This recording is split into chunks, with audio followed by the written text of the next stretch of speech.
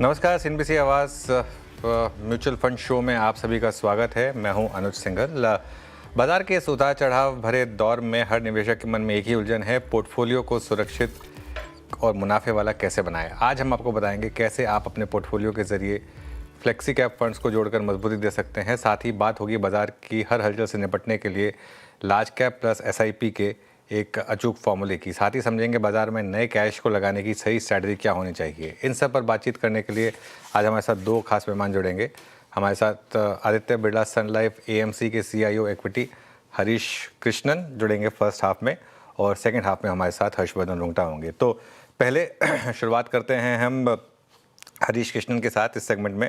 हरीश जी, good afternoon. CNBC आवाज़ के साथ जुड़ने के लिए बहुत बहुत शुक्रिया आपका। सबसे पहला सवाल, एक फ्लेक्सी कैप की इस समय क्यों ज़रूरत है? क्योंकि हर कोई सोचता है कि लार्ज कैप में पैसा लगाएं, मिड कैप में पैसा लगाएं, स्मॉल कैप में पैसा लगाएं। आप फ्लेक्सी कैप के इतने बड़े एडवोकेट क्यों हैं इस समय? देखिए, अपॉर्चुनिटी जो आती है वो अनकंस्ट्रेन्ड अगर हो तो सबसे ज़्यादा फ़ायदा फंड मैनेजर को फ्लेक्सिबिलिटी मिलती है कि जहाँ पे अपॉर्चुनिटीज़ दिखे वहाँ पे वो निवेश कर सकते हैं। तो अगर मैं एविडेंस या उदाहरण के तौर से बताऊँ, so let's look at ABSL flexi cap fund. Uh, जून सितंबर 2024 में हम करीबन 80% के आसपास लार्ज कैप स्टॉक्स में इन्वेस्टेड थे।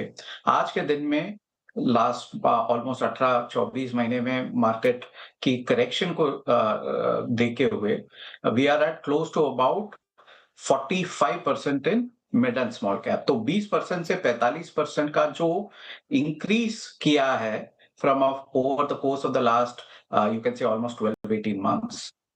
इसका investors can get the benefit कि ऑटोमेटिकली बिना कोई टैक्स का इम्प्लीकेशंस हो, जहां पे अपॉर्चुनिटीज दिखे और फंड मैनेजर को सबसे ज्यादा फ्लेक्सिबिलिटी दे, बिकॉज अपॉर्चुनिटीज सब जगह पे है, बहुत सारे सेक्टर्स में है, लार्ज मिड और स्मॉल में है। और जहां पे वैल्यूएशंस थोड़े बहुत अट्रैक्टिव लगे वहां पे हम फिर फ्रंट फुट से इन्वेस्ट कर सकते हैं। हरीश जी, इस एनवायरनमेंट में वैसे आपके हिसाब से क्या व्यू होना चाहिए? क्योंकि देखिए, एक तरफ है लार्ज कैप्स जहां पर बहुत लोगों का मानना है कि अब काफ़ी समय से शायद वैल्यूएशन फेवरेबल हो। मिड कैप स्मॉल कैप में बड़ी करेक्शन हुई थी, उसके बाद हमने एक बड़ी शार्प रिकवरी भी देखी है वहाँ पर। इस सिनेरियो को देखकर आप ज़्यादा लार्ज कैप में शिफ्ट हो रहे हैं फ्लेक्सी कैप में, या फिर मिड और स्मॉल कैप में अल्फा ढूंढ रहे हैं इस समय? तो आज के दिन में हमने इंक्रीमेंटल कैपिटल जो है मिड एंड स्मॉल कैप में डाला है। बट ब्रॉडली अगर मैं अनुज जी बताऊं आपको कि लास्ट 3-5 साल का अगर आप देखोगे तो करीबन 8 से 9 सेक्टर ऐसे हैं जिन्होंने अच्छा परफॉर्मेंस नहीं दिया है।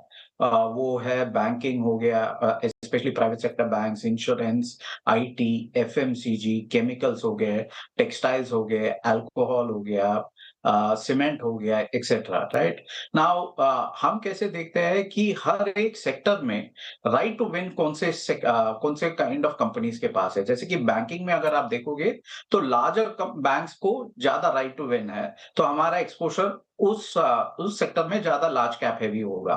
लेकिन अगर हम देखेंगे सीमेंट या केमिकल्स, जहां पे बहुत सारे अपॉर्चुनिटीज हमको स्मॉल कैप और थोड़े बहुत मिड कैप में मिल रहे हैं, तो हमारा एक्सपोजर ज्यादा मिड और स्मॉल कैप में रहेगा। सिमिलरली अगर हम रिटेलिंग की बात करें तो बहुत सारे अपॉर्चुनिटीज आज के दिन में मिड और स्मॉल कैप में मिल रहे हैं, जहां पे अगर वैल्यूएशन देखेंगे तो फ्री कैश फ्लो जो कंपनीज कर रही है करीबन almost 5% free cash flow yield वाले बहुत सारे कंपनीज आज के दिन में मिल रहे हैं on the consumer retailing side, building material side, वहां पे ज्यादा मिड और स्मॉल कैप है। तो the way we think is कि कौन से सेक्टर ने अंडर परफॉर्म किया लास्ट 3-5 साल से, छोटी टाइम की बात नहीं कर रहा हूँ, लंबे टाइम की बात कर रहा हूँ, वहां पे मार्जिन ऑफ सेफ्टी ज्यादा होती है, वहां पे रिलेटिव वैल्यूएशन और फ्रॉथ जो है वो कम है, और वहां पे हम देखते हैं कि कहाँ पे अपॉर्चुनिटी सबसे ज्यादा है, और उस हिसाब से हम इन्वेस्ट करते हैं मिड और small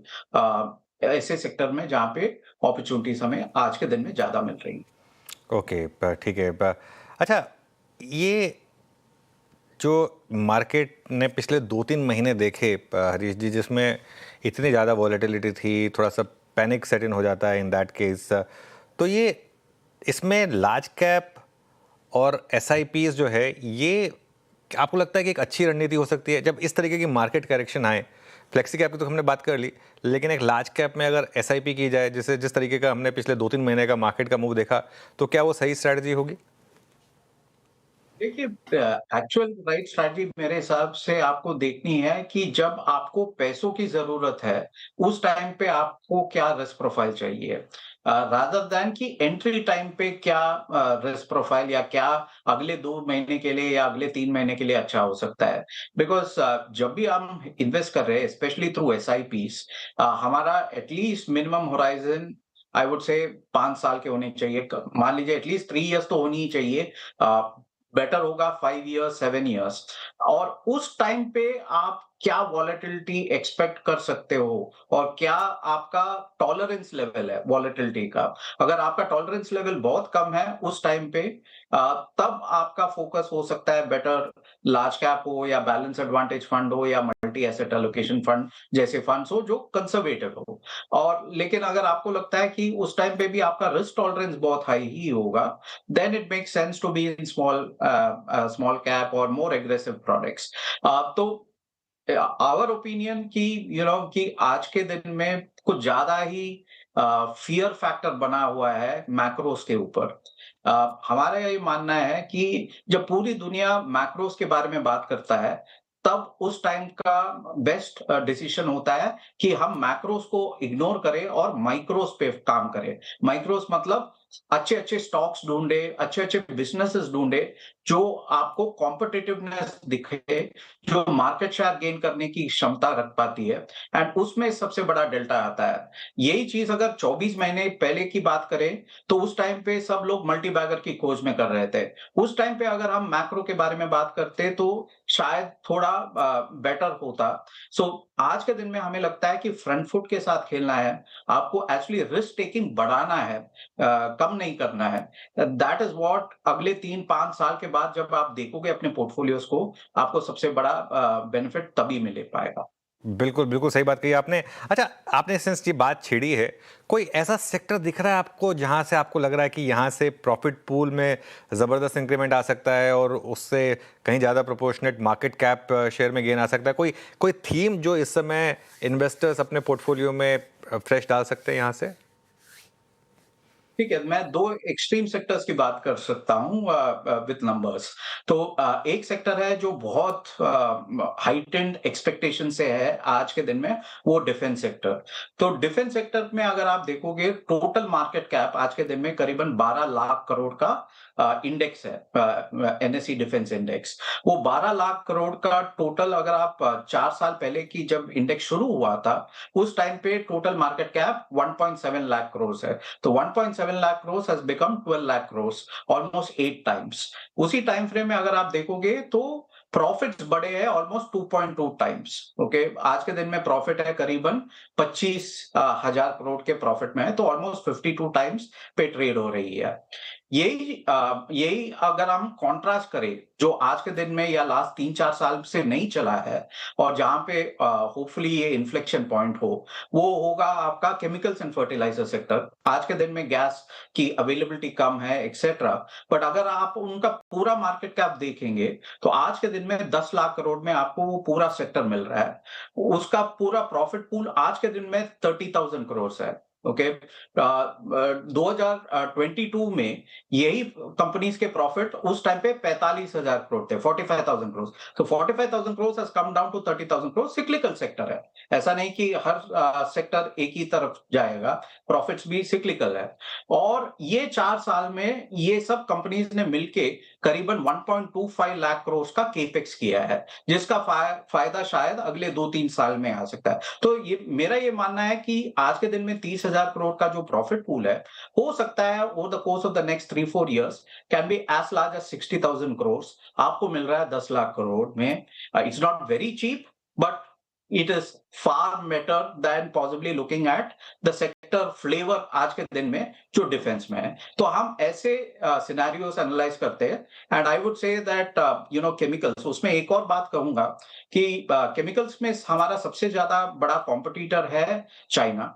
and I think while सब लोग INR विच इज रूपी के बारे में बहुत कंसर्न है, अगर आप INR देखें चाइनीज करेंसी के अगेंस्ट, तो लास्ट ऑलमोस्ट 1 साल में जो 12 के हैंडल पे था वो आज के दिन में करीबन 14 के हैंडल पे है, विच इज CNY INR।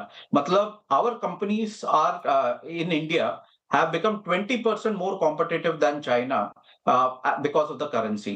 तो ये सेक्टर के लिए ये और भी इंपॉर्टेंट है, बिकॉज हमारा सबसे बड़ा कॉम्पिटिटर चाइना से है और चाइना में पॉलिसीज चेंज हो रही है। तो मेरे हिसाब से chemicals and fertilisers could be one such area. Similarly cement could be another area जहां पे one can take a contrarian kind of a stance कि there can be an incremental improvement in profit pool, because वहां पे competitive activity थोड़े बहुत equilibrium में आ रहा है। So there are many such sectors जहां पे अगर आपका 3-4 साल का व्यू हो तो देयर आर अपॉर्चुनिटीज आज के दिन में जहां पे हमें लगता है कि डिप्लॉयमेंट का अपॉर्चुनिटीज है। एक वेरी क्विक आखिरी सवाल, इस समय मार्केट को लेकर आपका क्या व्यू बन रहा है? क्या ये मार्केट इस समय एक रेजिलियंस दिखा रहा है या फिर एक साइन दिखा रहा है थोड़ी फ्रेजिलिटी के? देखिए, ऑलमोस्ट नाउ अभी जो भी होना था सब हो गया। ट्रम्प के टैरिफ्स आ गए, वॉर आ गया, क्रूड चला गया 120।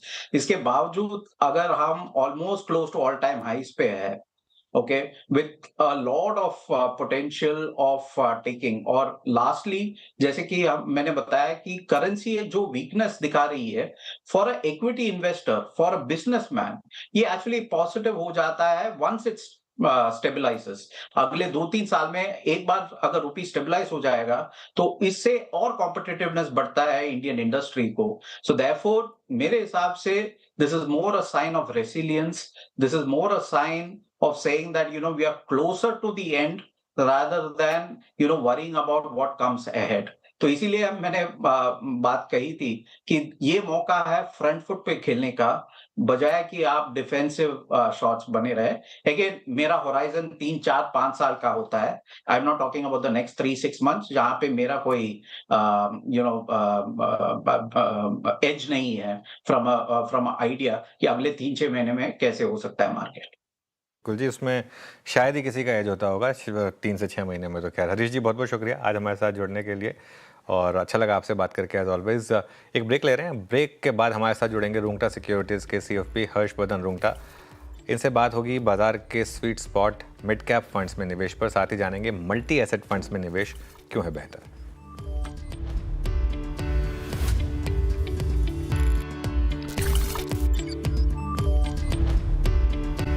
वेलकम बैक, CNBC आवाज़ म्यूचुअल फंड शो में एक बार फिर आपका स्वागत है। और बाजार के इस दौर में हर निवेशक एक ही तलाश में है, कम रिस्क में दमदार मुनाफा। इसलिए हम आज बात करेंगे उस स्वीट स्पॉट यानी कि इस मिड कैप की जिसने पिछले 1 साल में खराब रिटर्न्स दिए लेकिन रिकवरी भी सबसे ज़्यादा आई है। चलिए आज बात करने के लिए हमारे साथ रुंगटा सिक्योरिटीज़ के CFP हर्षवर्धन रुंगटा जुड़े हैं। हर्षवर्धन जी, तो पहली बात तो ये कि मिड कैप को स्वीट स्पॉट क्यों माना जा रहा है?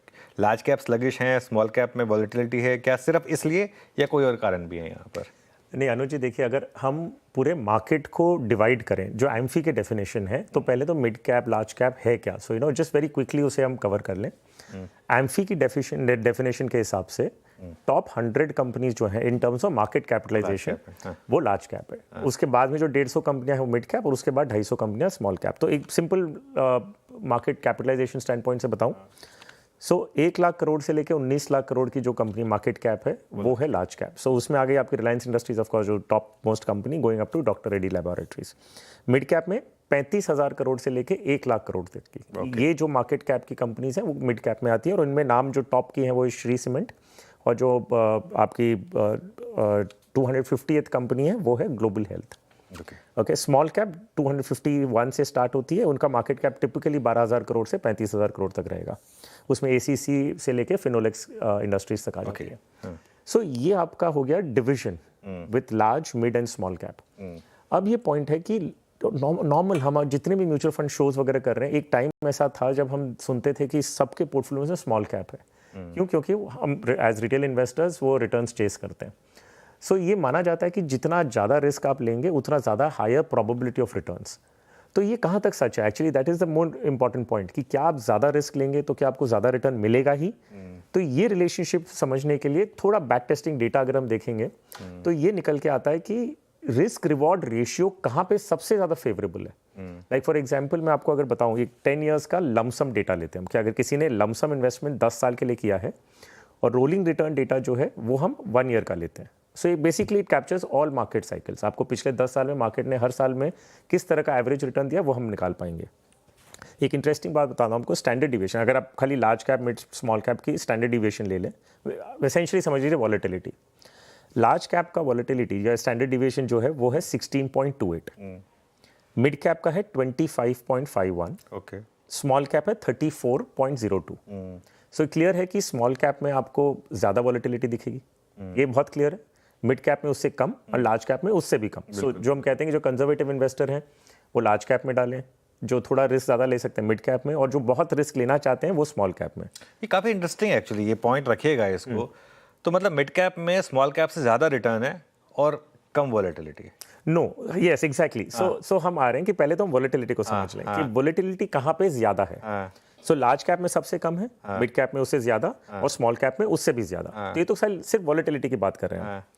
अब आप मीडियन रिटर्न्स पे आइए, ठीक है, कि रिटर्न्स कितना ईच कैटेगरी ने दिया है, जो हम मीडियन रिटर्न्स ले रहे हैं। ओके, लार्ज कैप का median return in the last 10 years lump sum investment है 11.6%, मिड कैप है 14.9 एंड स्मॉल है 10.4। सो अगर इससे हम अभी वॉलेटिलिटी से कंपेयर करें, सो वॉलेटिलिटी स्मॉल कैप में सबसे ज़्यादा थी एंड रिटर्न उसके सामने 10.4 है। मिड कैप में वॉलेटिलिटी मीडियम थी, बीच की थी, और उसमें रिटर्न है 14.9। तो हम ये जो सुनते हैं और समझते हैं और बिलीव करते हैं कि जितना ज़्यादा रिस्क मैं लूंगा मेरी पोटेंशियल ऑफ रिटर्न ज़्यादा है, दैट इज नॉट ट्रू। तो इसलिए मिड कैप एकदम सही exactly, that is why sweet spot में मिड कैप आता है, जहाँ रिस्क रिवॉर्ड रेशियो का कॉम्बिनेशन देखें, सो आपका स्वीट स्पॉट वहाँ आता है। दूसरी तो बेसिकली ज़्यादा फोकस लार्ज कैप और मिड कैप में रहे, थोड़ा सा अगर चाहें तो आप स्मॉल कैप ऐड करें। एब्सोल्युटली। सो पोर्टफोलियो कंस्ट्रक्शन स्टैंड पॉइंट में मैं वैलिडेट ये भी करना चाहूंगा जो हरीश जी ने अभी बताया कि फ्लेक्सी कैप फंड एक कैटेगरी बन जाती है जहाँ पे choice, I mean selectively fund manager small cap की कंपनीज पिक कर सकते हैं, लेकिन प्रेडोमिनेटली उनका लार्ज एंड मिड कैप में एलोकेशन रहता है। ठीक है, अच्छा ये तो बात हो गई हमारी एक मिड कैप की। एक और टॉपिक जो हम बात कर रहे हैं वो है multi asset. Multi asset strategy क्यों इंपॉर्टेंट है, और इस समय अगर किसी को एक मॉडरेट रिस्क इन्वेस्टर है कोई, तो इस समय अगर फ्रेश स्टार्ट करना हो इन्वेस्टमेंट, तो क्या एसेट एलोकेशन बेस्ट होगा फिर? या so this is another very important question. क्यों कारण मैं बता रहा हूँ, क्योंकि 2-3 दुविधाएं होती हैं इन्वेस्टर्स के माइंड में। पहले तो अगर मेरे पास लमसम है क्या करूँ, दूसरा हमने हमेशा एसेट एलोकेशन की बात की है कि भाई जब भी आप इन्वेस्ट करें आप पैसे को डिवाइड करें। आप equity, debt, real estate, InvITs, precious metal, सबको कॉम्बिनेशन में बनाएं। अब एक रिटेल इन्वेस्टर जब वो इन्वेस्ट करने के जाता है तो बोले कैसे मैं मैनेज करूं। अगर मान लीजिए मैंने शुरुआत की भी कि मैं 30% डेट में डाल रहा हूँ, 40-50 इक्विटी में डाल रहा हूँ, गोल्ड में 10-20 डाल रहा हूँ, बाकी मैं उसे मैनेज कैसे करते रहूँ। तो ये सोल्यूशन, इसी चीज़ का जो सोल्यूशन वो है मल्टी एसेट एलोकेशन फंड्स। अब मल्टी एसेट एलोकेशन फंड्स जो सेबी की डेफिनेशन के बेसिस पे है वो ये है कि मिनिमम 3 एसेट्स आपको अपने पोर्टफोलियो में रखने, मिनिमम एलोकेशन उसमें 10% का होना ही है। सो 3 एसेट्स तो आपके होंगे ही। सो इक्विटी, डेट और प्रेशियस मेटल्स आ ही जाता है उसमें। अब इन दिनों हम देखेंगे रीट्स और इन्वेट्स भी पोर्टफोलियो में ऐड किया जा रहा है। तो आपको एक ही स्कीम में पैसे लगाने और आपको सारे एसेट्स में एलोकेशन मिल रहा है। सो मल्टी एसेट एलोकेशन उन इन्वेस्टर्स के लिए बहुत काम करता है जहां उन्हें रेगुलरली रीबैलेंस नहीं करना है, उन्हें खुद से नहीं करना है, फंड अपने आप से करते रहता है। आपको मल्टीपल एसेट्स एक ही स्कीम में मिल गई। कंजर्वेटिव अगर आप हैं तो आप वैसी स्कीम लीजिए जिसमें इक्विटी का पोर्शन कम है compare to real estate, REITs, InvITs, debt and precious metals. तो ऐसे बहुत सारे कॉम्बिनेशन अवेलेबल हैं। So it just becomes very convenient कि आपको एक ही स्कीम में पैसे लगाने, आपको ऑटोमेटिकली मल्टीपल एसेट्स आपके पोर्टफोलियो में आ गए। ऑलमोस्ट सारे म्यूचुअल फंड्स के पास है multi yes, almost. It's a very popular category, बहुत पॉपुलर कैटेगरी। सो कोई भी फंड हाउस पीछे नहीं रहना चाहता कि ये ऑफर नहीं करे। इनका कितना AUM होगा करीब आज की डेट में? I guess it would be in excess of about close to about 2 lakh crore, if I am not mistaken. 1,80,000 crore तक पहुंच गया। 1,80,000 करोड़ के करीब पहुंच गए, जिसमें इक्विटी कितना होगा? और वेरी डिफिकल्ट टू से बिकॉज हर फंड हाउस के अलग अलग इक्विटी एलोकेशंस हैं। किनके पास आप देखेंगे, सो 35% मिनिमम रखेंगे वो। तो आपका जो एलोकेशन होगा वो आपका मिनिमम 35% से लेकर go up to about 70 to 80%। Okay, 35% minimum equity है from a taxation standpoint from taxation कि वो मिनिमम 35 बिकॉज 3 एसेट्स में रखनी ही है. बाकी गोल्ड भी हो सकता है. Yes, so they will have equity, debt, gold, silver, REITs, international equity, inputs, सब आ जाएंगे इसके अंदर. इंटरनेशनल इक्विटी तो आजकल बहुत फंड्स ने थोड़ा सा कम कर दिया है ना. उनका ऑटोमेटिक एलोकेशन कम हो रहा है क्योंकि फ्रेश इन्वेस्टमेंट नहीं कर पा रहे because of the RBI limits. जब वो रिलैक्स की गई नहीं की गई हैं, तो ऑब्वियसली उनका धीरे धीरे इंटरनेशनल इक्विटी का जो एलोकेशन वो धीरे धीरे कम होते जा रहा है. चलिए हर्षवर्धन जी, बहुत बहुत शुक्रिया आज हमारे साथ जुड़ने के लिए. CNBC आवाज़ म्यूचुअल फंड शो में इतना ही, लेकिन आप जुड़े रहिए चैनल के साथ और न्यूज़ और व्यूज़ के लिए जुड़े रहिए CNBC आवाज़ के साथ.